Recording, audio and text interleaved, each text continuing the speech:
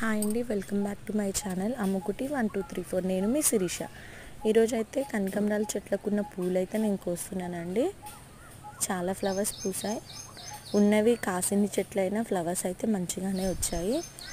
So 2 days నుంచి కొయ్యలేదండి flowers అయితే. Flowers అయితే బాగా పూసాయండి.